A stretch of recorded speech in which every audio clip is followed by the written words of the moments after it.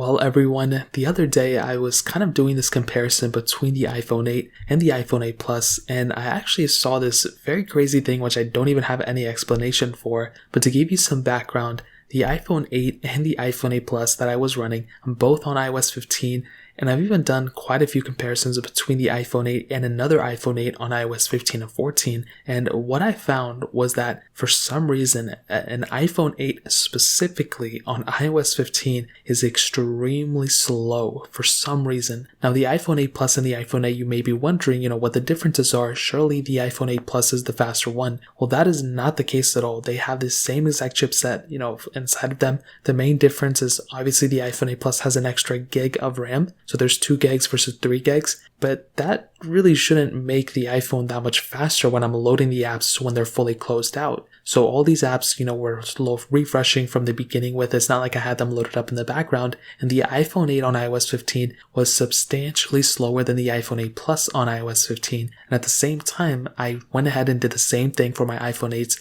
on iOS 14 and 15. And I pretty much got the same results. The iPhone 8 on iOS 15 is substantially slower than on iOS 14. Now, we are still in a beta, so it's definitely okay. It'll definitely take some time for it to kind of improve, but this is a pretty large deal, and I want to go ahead and make people aware of it, so then somehow Apple gets aware of it too. And if anybody else is experiencing this just like I have, I would recommend going through their feedback application and then going ahead and submitting something saying, hey, the iPhone 8 is super slow, because this is a pretty massive deal. A lot of people have an iPhone that has that Apple A11 Bionic chip inside of it. And, the iPhone 8, I'm sure a lot of people have this specific device as well. And if you're switching from 14 to 15, obviously it wasn't even that crazy big of an update in the beginning with. So there really isn't any main reason why it should be so much slower than iOS 14.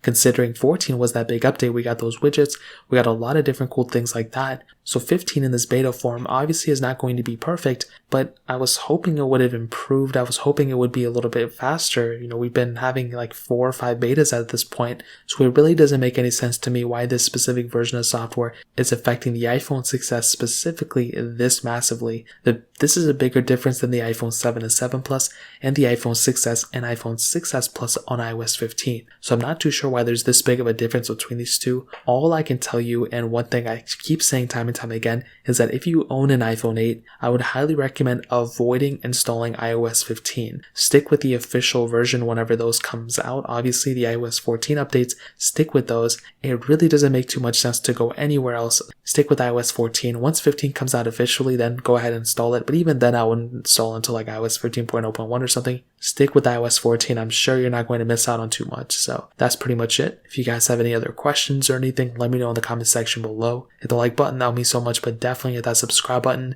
More importantly than everything else, I love every single one of you guys. Hopefully I'll catch you guys in the next video. Peace out till then.